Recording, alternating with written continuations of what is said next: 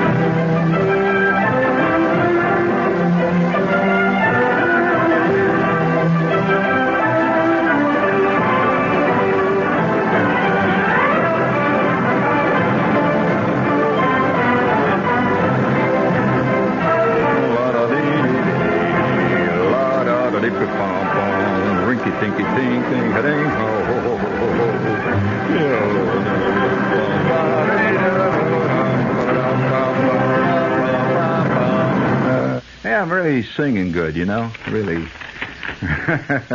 Hey, did you see there was a picture in the paper here the other day of, just to start right out here and get right at the nitty-gritty, which in our world today is showbiz.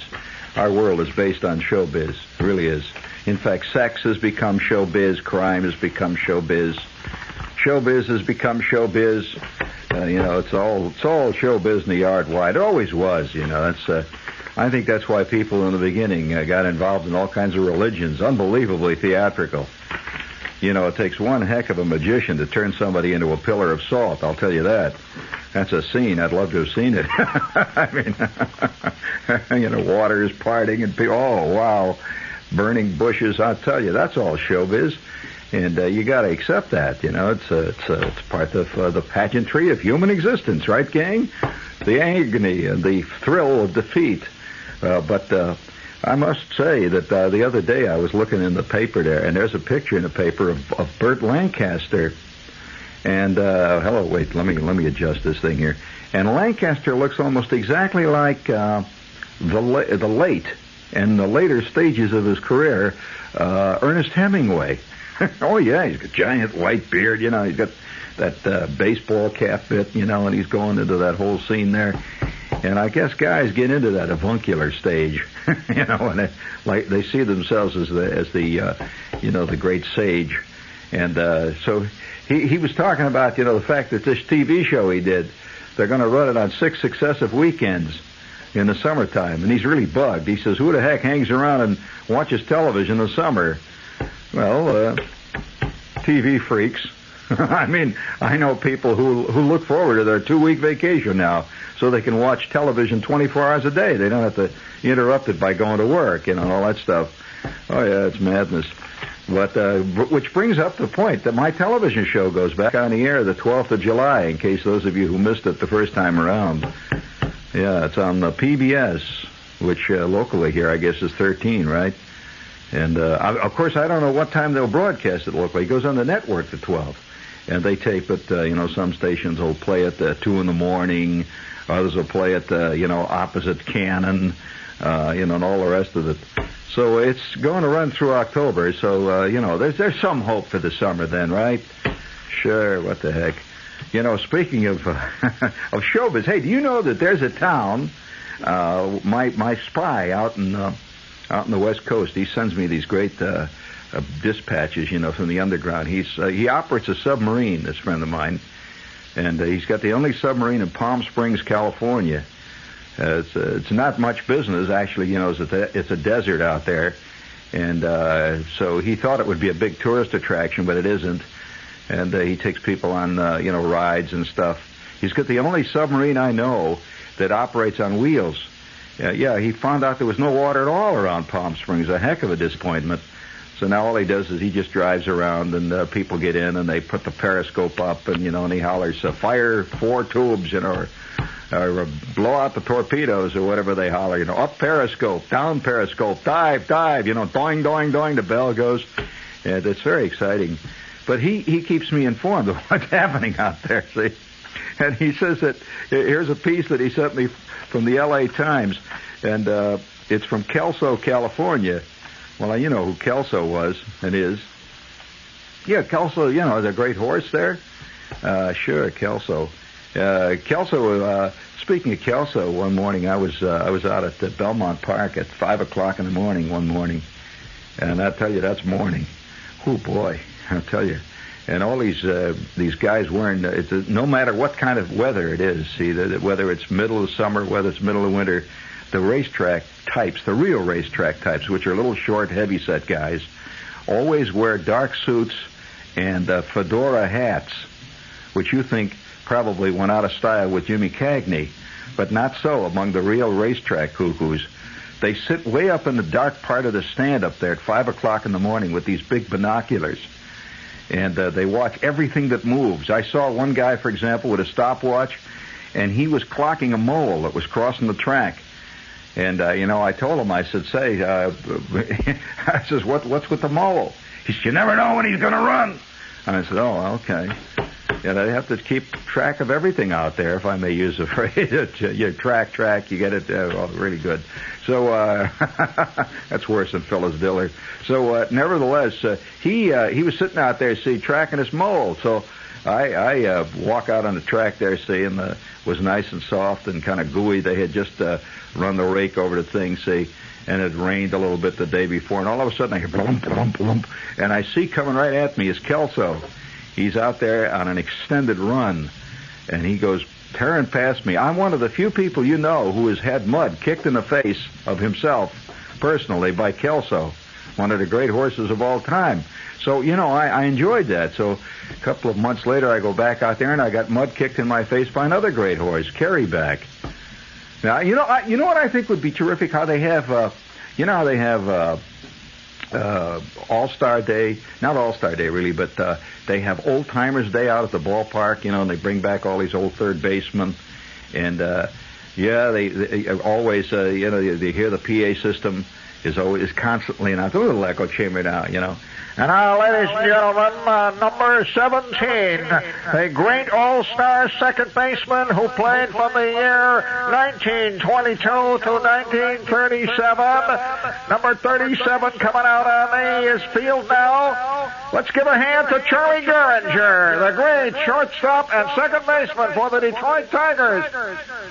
You don't know who Charlie Gehringer is and was. Well, he was a great second baseman. He was a carryback of second baseman. See how fame is? Well, that's the trouble. See, half the crowd sitting out there are all Mets freaks, and all they do, the only time they go to the ball game is when it's T-shirt day. So they don't know what from baseball, So here you are, you're introducing Charlie Gehringer, and they don't know what they're seeing. They see this old guy with the white hair.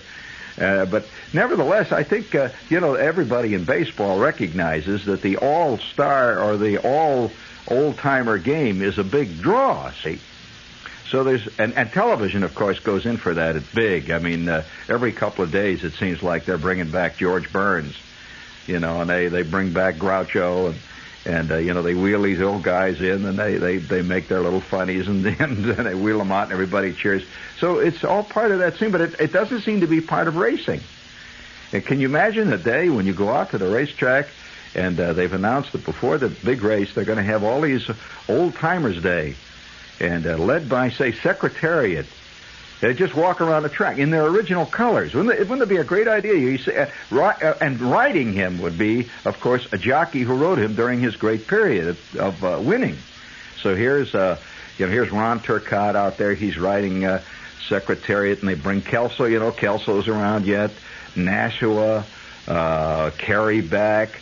Boy, wouldn't it be fantastic? Each one, dressed in his own original colors. I don't mean race them. Just take them around there, and that people would cheer. I'd pay to see that, I really would. And I'm not a betting freak at all. I just love to watch horses. That's all. Oh, yeah, I used to date a lot of horses in my time, I'll tell you. In fact, still do. But nothing like going out to a track, watching those, boy. But a Secretariat is a beautiful horse. But I'll tell you this, speaking of great horses, Now, I hope I'm not boring you with this horse scene. Before we go any further now, this is just coincidental, and very coincidental, and we just happen to have, and it just came about, we happen to have a commercial here for Belmont Park. Now a word from the New York Racing Association, Belmont Park. Would you please hit the button? Out beyond the concrete and the traffic jams, there's a special place where the grass is green, where there are beautiful trees, a park to eat your lunch in, and a chance for a little excitement. The excitement of seeing some of the fastest animals in the world in competition. Thoroughbred racing at beautiful Belmont Park. A 45-minute ride from Midtown gets you away from everything. Belmont Park, any afternoon except Tuesday. First race, 1:30. Well, I like that. But seriously, have you ever had the chance, to involve yourself with any kind of a real champion? A lot of people, they'll see a champion on TV or something, and they're kind of they're remote, of course. They're always being interviewed by Howard Cosell, who is always asking them about their religion, various very pertinent facts. He never asked them about their left. Muhammad Ali, it is said that you, and never get down to just, what he's doing about that left hook. And, but, the fans don't want to know any of these technical things. So, unfortunately. So, one time, I've been involved with a couple of champions. One time I sat and had dinner, a very odd evening, with a man who was the National League home run hitting champion. He ran, in other words, he led the league, maybe 6 or 7 times, hitting home runs.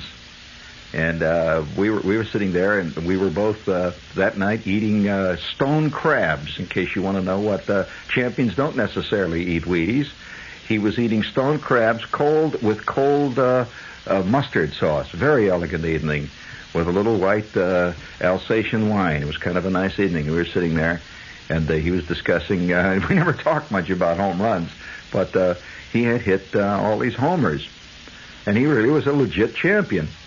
So, but then a couple of semesters before that, speaking of champions, I just walked into a party one night, and a bunch of my friends, where everybody hanging around, eating the Frito-Lays and hollering at each other and yelling and the smoke and all that.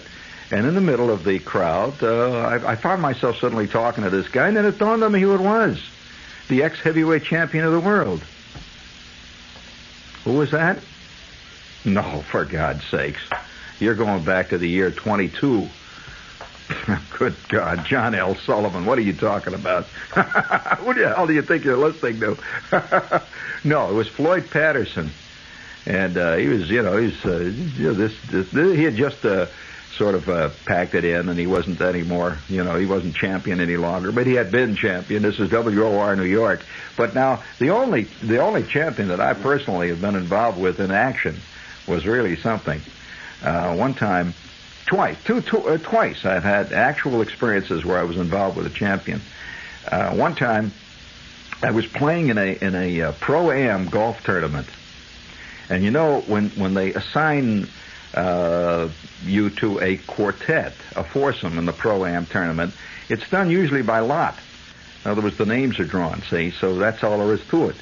So I came out to the golf course. This was down in Florida. So I came out to the golf course, and I figured I'd get some guy that's running 249th on the tour, or maybe some guy who last year was kicked off the tour, but he's been called back to fill out the field and that stuff. And I couldn't believe it. Shepard has just drawn the U.S. Master Champion, the guy that had just won the Masters.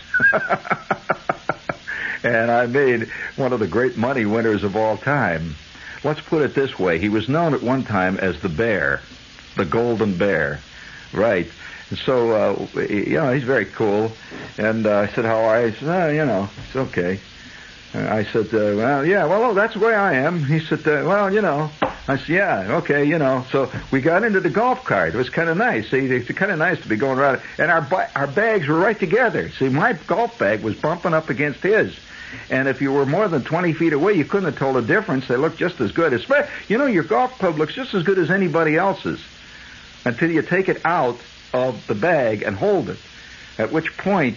but here it is, he's got this old battered bag. I got my old bag there. See, we're riding along there.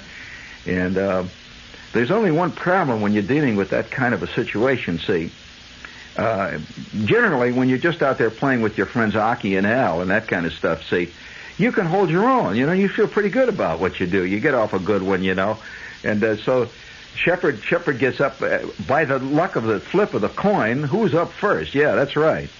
Which is really bad news. So I step up to the tee there, and of course 27 million people are out there, see, and because they want to see him, naturally, see. But there I am, I'm first up, and he's behind me, he's waiting, he's got his driver there, and I look down the fairway, it's a 597-yard hole, way like in the next county, I can see the flag down there, and they had more traps, I want to tell you, you had a feeling they were trying to catch wolverines or something there. They had a trap line that wouldn't stop. There were little potholes with water around them. Some of the potholes had alligators in them. Some had piranha fish in the water. They had everything, see. So, and I might add that the rough had grass in it, maybe 18, 20 feet high, and the actual fairway was maybe 6 or 7 feet wide. Just like a wow, because the pros play there. See, they don't slice or hook or anything. So Shepard gets up to the tee, see, and I address the ball. I look around at the crowd. There's a ripple of applause. They had mistaken me for Orville Moody, at which point I kicked the dirt a little bit and spit. And see, because there had been a mistake in the scorecard.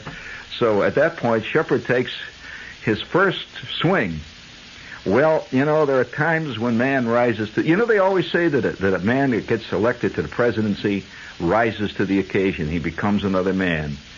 Well, no, that's true. They do. I say, no, both good and bad. That's going to surprise a lot of you. No, that's right. See, we tend to think that, when you say he becomes a better man. Not necessarily. I've seen people turn into absolute maniacs the minute they were appointed manager of a radio station or something. Yeah, they started out, the kind of guy that put dollar bills in the collection plate and all that. And 6 days after getting to be manager, they're grabbing dollar bills out of the collection plate when it goes by. Hey, give me that money, So they pressure turns you into something else. So Shepard walks up to the tee there, see, in the crowd, a ripple of applause. And before we go any further, please hit the money button, please. Yeah, let's sing it out. You're hanging on tenterhooks, aren't you there? All right, Shepard brings his own tenterhooks along. Someday you'll own, I say it, you'll own.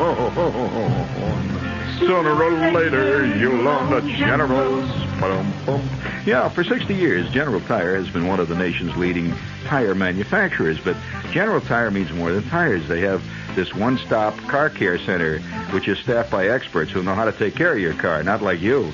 Whether it's wheel alignment, wheel balance, lube, it says little umlaut over there, lube and oil change, mufflers, shock absorbers, brakes or batteries.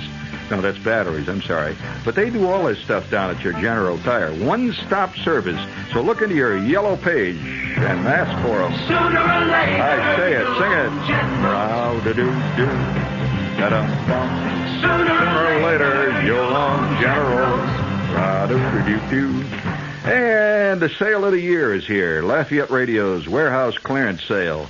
If you're a stereo cuckoo bird, here's your chance. Once a year savings at Lafayette on Pioneer, Marantz, Fisher, Panasonic, Sony, all the big names at a tremendous price discount. The big sale. Once a year they have a sale like this at Lafayette. They call it their warehouse clearance sale.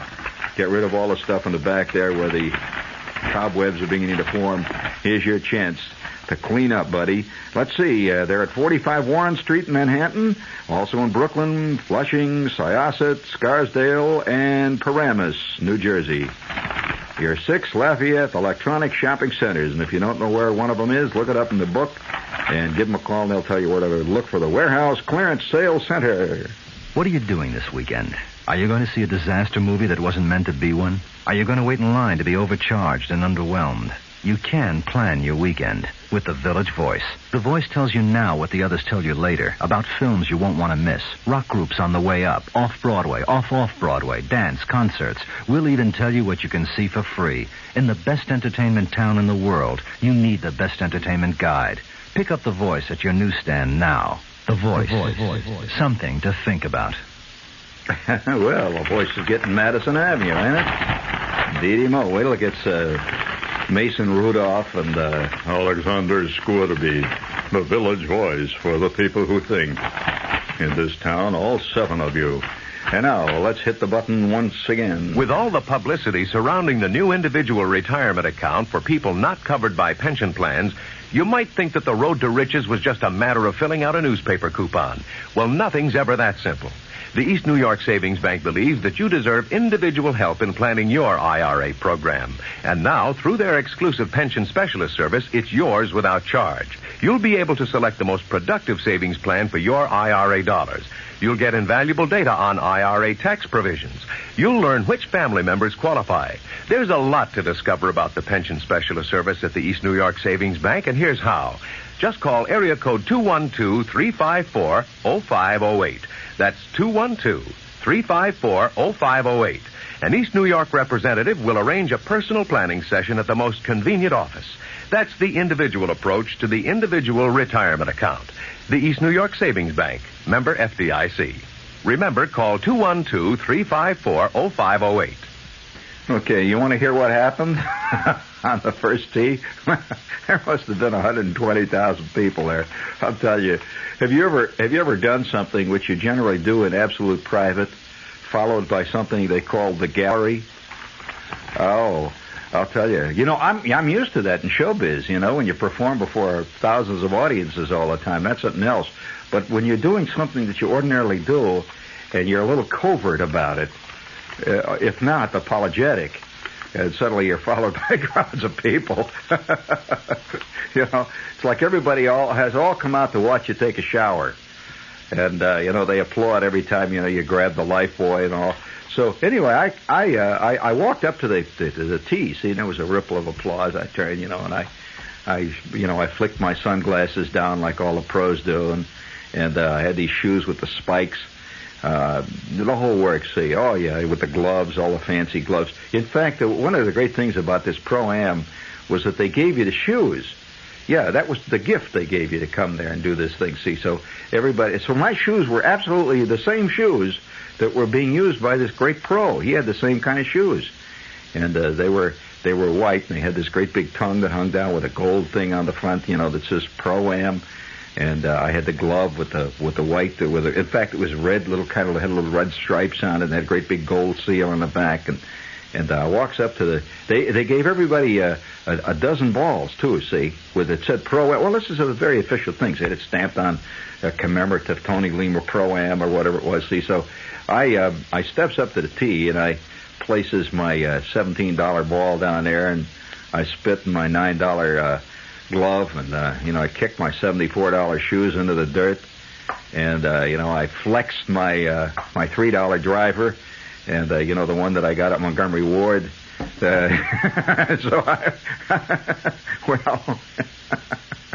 let me tell you this. I'm telling you, there's something to this presidential idea. Shepard leaned into one, right down the fairway, see, and it was a zinger. I caught a hold of one of the best shots I ever hit in my life, see. Well, I really laced it one, see, right down the fairway, see. And the gallery, no comment. They just sort of looked. And I really leaned into it. I just felt good about it. I just really belted it. And as I turned around, my partner, see, the big pro, as I turned around, he says, well, you'll get warmed up later. You'll get warmed up.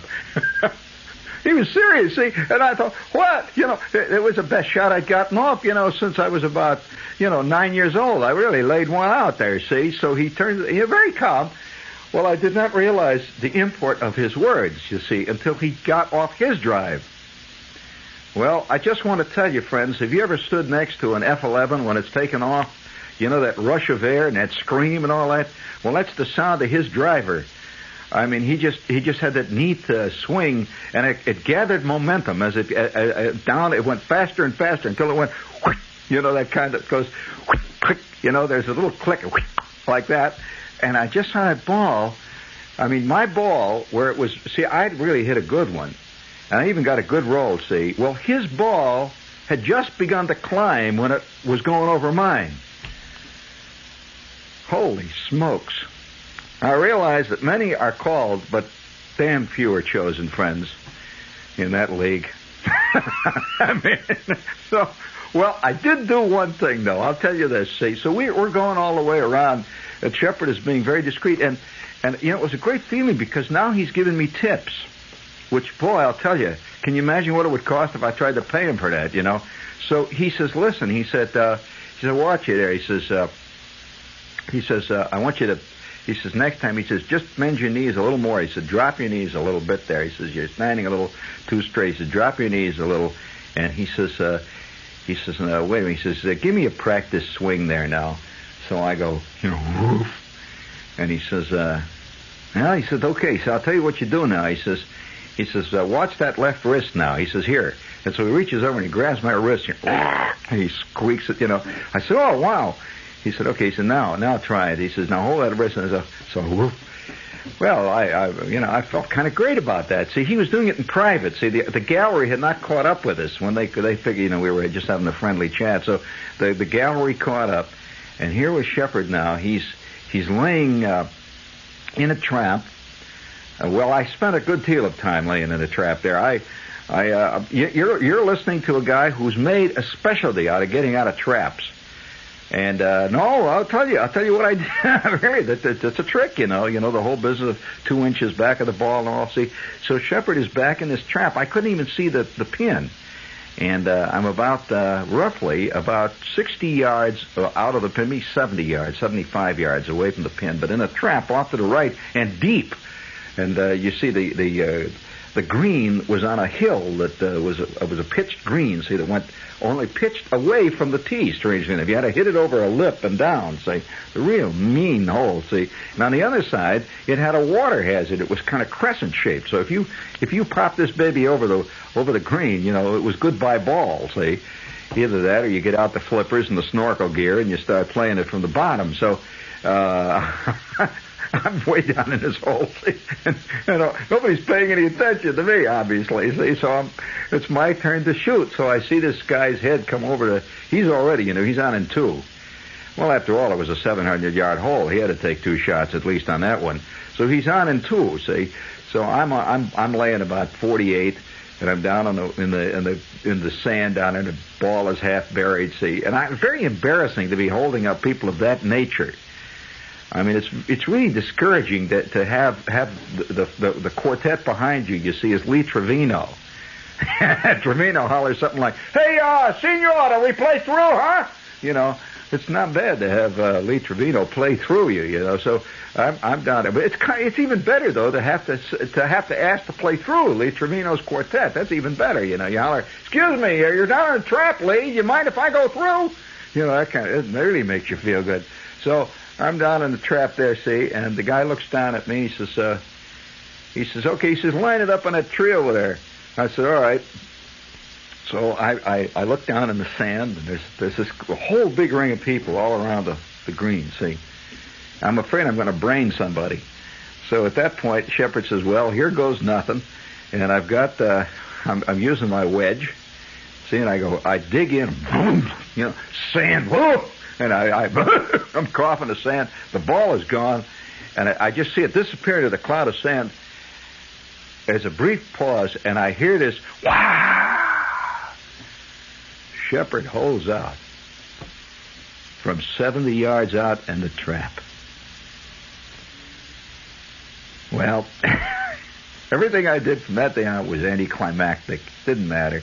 In fact, this was on about the 8th hole, something like that. See, when I got back to the clubhouse, and there's this big crowd at around the 18th green there, and that's a great feeling, isn't it, with the 18th green laying down there, and you see this enormous gallery down there, and you're driving into that green, see. So, nevertheless, I go to the clubhouse, and this guy comes up to me, and later on, later on, he's a big deal on the tour now, or semi-big deal. One of these guys, it's always around 8th or 9th.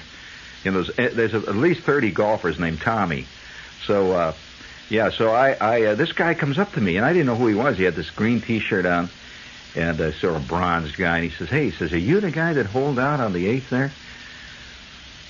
From the trap to the right of the green there, 65 yards out? And I says, yeah, I guess I am. He says, boy, I heard that was one hell of a shot. He said, what'd you use? I said, well, I used my Ben Hogan type wedge here, which... Yes, let me take a look at that wedge. He says, it's not bad. He says, you mean you hold out with this? And I said, yeah, I did. And we kind of, it was kind of nice to exchange little professional tips like that. He said, do you dig your back foot in? He says, do you hold it loose? I said, well, I prefer to dig it in. I dig in, I said, after all, I was going for the pin. I knew I had to get in the pin at that one. Say, I wasn't just trying to get up on the green. He says, oh, yeah. He says, well, so I'll have to try that. Bum, ba-dum, bump. Would you hit the button, please, on that note of triumph? I'll fly me, I'm gonna fly you like I've never been flown before. Yeah, fly Jennifer's day coach excursion fare to Miami and save a big 25% off the regular round trip fare. Cute little Jennifer. Fly Jennifer. It's only $181 round trip to Miami, and you'll never forget it. Fly National. Fly me. Did that pretty good, huh? Well, let's see. Can you get away next week? You're going to have to forget Jennifer for a moment there. She's unforgettable, but what the heck. You can enjoy the vacation buy of the lifetime. The MS Mikhail Lermontov sails from New York on the 24th of June for an 8-day cruise to Bermuda. And you can have this 8 days all for only $275 a person. That's a full 8 days, and that includes tip-roonies. It's the Mikhail Lermontov. MS, Mikhail Lermontov, is both relaxing and exciting. What does MS stand for? I mean, I know what USS stands for and HMS, but what does MS stand for? Majesty ship something? I don't know. Anyway, it's the Lermontov, and it's a beautiful ship from all the information I can get on it. They have pools. They have all kinds of dancing. Deck chairs are free. There's even a nursery and all that. So it sounds great. $275 for a big trip. 8-day cruise to Bermuda, including tips. And if you want the best cabin on the ship, it's $390 a person. But you have to act now. Sails the 24th for an 8-day Bermuda cruise. So give them a call. That's 212-938-9300. That's 212 area 938-9300. Or your travel agent. Say you want to go on the Lermontov. A critic once said that there's a touch of Runyon, a touch of Hemingway, and a touch of the poet in all he writes. Only one contemporary American writer fits that description. His name is Jimmy Breslin. Yes, there's only one Jimmy Breslin, and right now there's only one place in the metropolitan area you can read Jimmy Breslin regularly, in Newsday, the Long Island newspaper. For the next 6 weeks, a series of special articles by Breslin will appear in Newsday 3 times a week, in the news section on weekdays and in the ideas section of Sunday Newsday.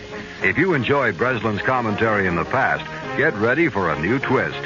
Now it's Jimmy Breslin writing from Washington 6 weeks of colorful reports on the Washington scene by one of America's most exciting writers. The kind of special journalism you expect from one of America's leading newspapers.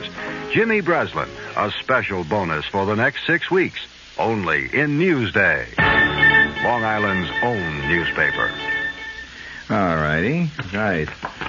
So you want to hear about the rest? No, you don't want to hear about the rest of that golf round, do you? I'll tell you this, though. It was the only time in my life I ever actually won anything playing golf. Yeah, it was they did it on the basis of the score that the foursome got. And that's kind of nice when you got big guns going for you. Oh, boy. And, it's... speaking of champions, the only other time that I was ever involved with a true champion was really a great scene.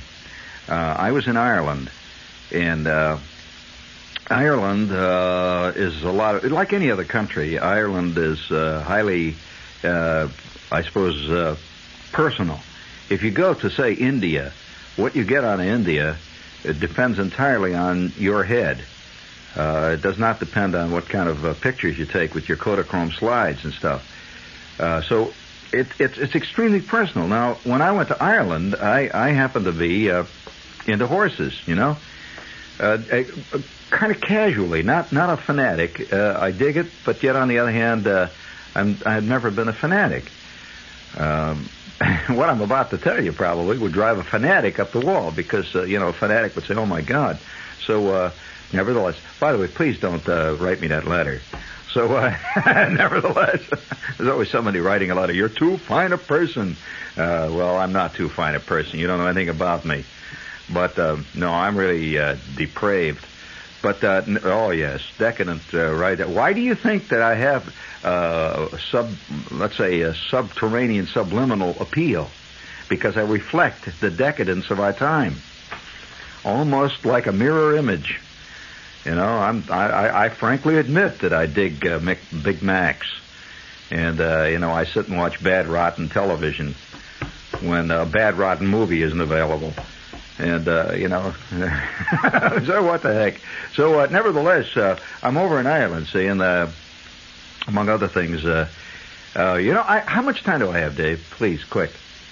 7 minutes. Okay, I'll give you a tip.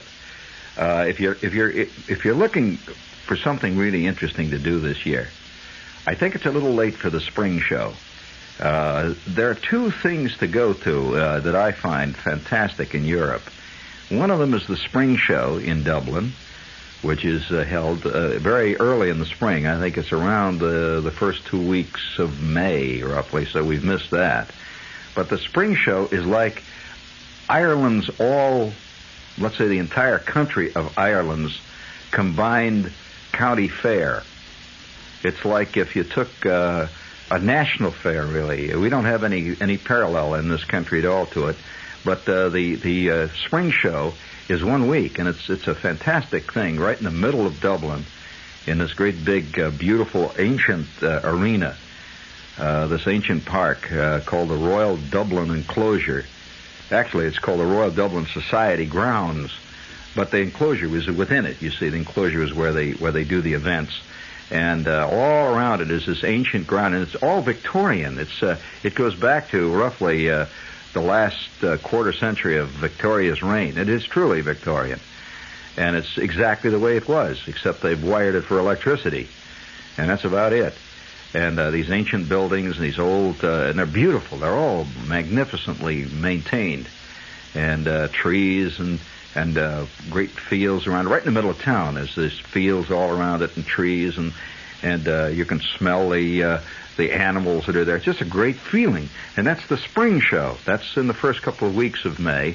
And then late in August, and this is something else, man, is the RDS, which is the capper to the continental horse shows over the entire year of horse shows. That is, they begin early in the spring, go all the way through places like Aachen, places like Brussels, the famous horse shows in Germany. And, of course, the international teams go to these various horse shows. They're sent there by their country and so on. We're one of the very few countries, by the way, that does not nationally support its international jumping team. It's supported by individual contributions. So you go to Germany, and that's a German team. Germany provides the money. The Irish team is an Irish national team. It's provided by monies from Ireland. This is also true of the Italian team and so on. But ours are strictly U.S. jumpers, and it's all private funds. And in fact, even the horses are owned by private people who loan them to the team. Or in case of people who are really benevolent, they give them to the team. But they're magnificent international jumpers. And so late in the summer, which is the best time of the year as far as weather is concerned in Ireland, in August, say, roughly, I think it's August the 4th. Last year it was. It's around that period. For 1 week, the RDS takes over, and that is fantastic. All the jumping teams from the continent come, and it's really, if you're looking for true color, this is truly it. All the farmers, for example, of all Ireland, have arrived with their prize donkey, which they are showing. Yeah, they have shows in all the different arenas. They show donkeys. They show all kinds of trotting horses. They show carriage horses. And this is a big competition for these people. They're wild-looking people too, I might add, because these guys are coming from places where, for the entire year prior to this, the 1 week they spend in Dublin, they haven't even seen an electric light. They live in a house that's covered with peat, and they have a kerosene lamp, and they come into town with their prize bull or something. So here it is, the Royal Dublin Show, and then the final day of the RDS is the Ambassador's Cup, or rather the Nation's Cup, which is provided by, of course, Ireland. And they have the Royal Army Band out there, and the Premier and the President and the whole scene, and the flags are flying, and these teams are jumping in this enclosure. It's just a great sight. Every one of them, by the way, wearing their own individual colors. Obviously, the Irish team wears a green jacket. The U.S. team, by the way, wears a bright hunting pink, what they call, you would call it red. They call that a hunting pink. And it has a blue, sort of a flash collar on it, and white jodhpurs. That's the U.S. jumping colors, with the black jumping hat. And they're very elegant, with a big shield on the right on the pockets, a great big U.S. shield, And you'd be surprised how patriotic all of a sudden you feel when these guys come out. There's 4 or 5 riders come out there, and these great horses, and they're with the Italian team and the German team, and the world champion is always a German, and they come out there, and the crowd cheers, and they play the Star-Spangled Banner. Wow, Especially last year when an unbelievable upset. An 18-year-old U.S. rider beat the world champion for the cup, the Irish, the Nation's Cup, which is, unbelievable. And a fantastic jump-off, and the crowd was out of its bird. Well, that week, I had my involvement with the champion.